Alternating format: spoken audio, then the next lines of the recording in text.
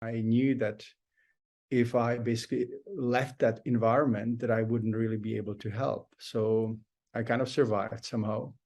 And then you learn, the basics and conventional medicine, of course, and drugs, and how every disease has a protocol. And then you get to the practice, and you realize that many of these drugs actually harm animals, and that they don't really work as well, or they don't work at all. And for one drug that you have to give 3 more drugs to correct the symptoms, that the side effects that these drugs cause. So yeah, so that's and I always knew as a human, as a growing up human being, that natural healing is somehow better. And I saw it with my grandpa, and he was an amazing herbalist, and he taught me about herbs, and I also suffered from very severe allergies when I was a teenager. I was not able to breathe through the nose for 6 months out of the year. So when I was 19, 20, I started kind of looking into different books and started reading. I don't know what made me or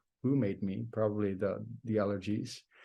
But I kind of cured my allergies, my hay fever, just through diet and through following some of this advice. And it was really interesting. So it has, and it gave me the opportunity to kind of compare. But I've always been really curious and a little bit of I'm just going to use the word disturber when it comes to, I never really like to follow protocol. So whenever something doesn't work or didn't work, I started to look elsewhere and started to kind of use more common sense. And the healing system that we use now, or I've kind of developed and we call healing cycle, is really simple. And when I talk to some of my clients and my team and so on, we kind of, I'm perplexed. It is so simple. The natural principles of healing are so simple, and it is so surprising how very few people kind of understand it. And I think that what happened with the medical system, obviously it has been hacked, and people have lost the ability to, because we are so used to the status quo, that people don't even question when they go to the doctor. They expect the doctor to prescribe some medication.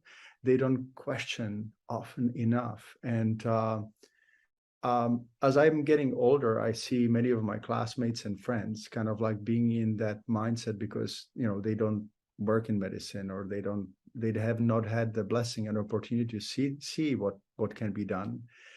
And it is very painful and frustrating. And also with dogs, like and other animals, you see what is being done to them. And 80%, in my mind, 80% of the medical conditions that we deal with could be either prevented or treated or helped significantly without any use of drugs. And I'm not necessarily saying that it has to be like medication is needed sometimes. Yeah. And I'm not one of those orthodox people who say, I would never take any medication, but it can be reduced dramatically. I would say 80-90% reduction is easy. And the problem is that when you see how much money drug companies and pet food companies make, reduction of their business by 80-90% would be an absolute disaster. So the marketing machine and the kind of, we as humans are our mind is open to the messages that are being sent to us, and whatever we are being told, we start believing. And unless we are kind of rebellious a little bit, or curious, or have some sort of life experience that is very traumatic or life altering, and then we go, oh my goodness, this, it has to be different or has to be changed. We just go with what we are told, and it's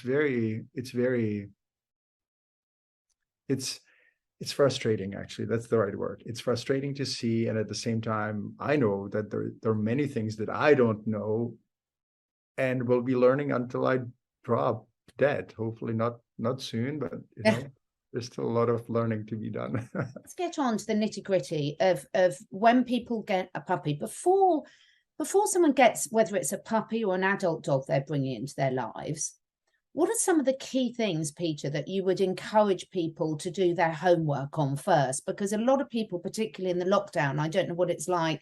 I know you share your time between a few different locations, but in the UK, we've had so many people at the start of the lockdowns went out and got dogs, and they knew nothing about how to raise a dog successfully.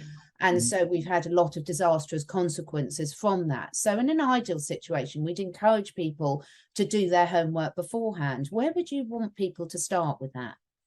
I think that the first kind of exploration has to start with us. Do we want a dog because other people are getting dog? Do we want a dog because we are temporarily lonely? Do we want a dog because we want to solve some personal challenges and issues? I think that we really need to be ready for parenting, for parenthood. Like, I think that it equals to having a child, even though it's slightly different. I think every dog, every cat, every pet deserves to have a good home.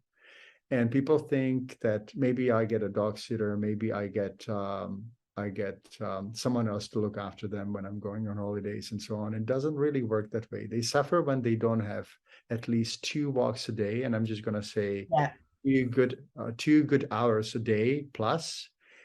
They suffer when they're alone. I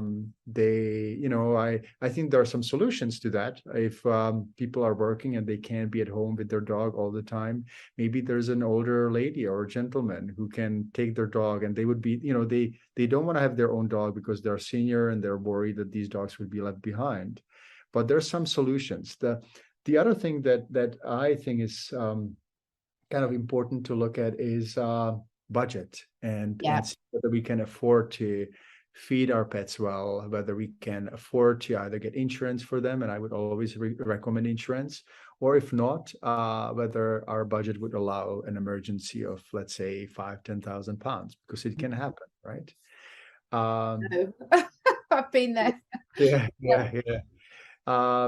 There's a misperception, and many rescue organizations and many dog shelters misperceive that happy dogs have to have a backyard, which is not true. Dogs are denning animals. They like to be together with their humans and with other dogs. And when they're taken out, they can be in a condo, in a small bachelor suite, and they're absolutely fine. It's more about how engaged they are, how much exercise they get, and so on.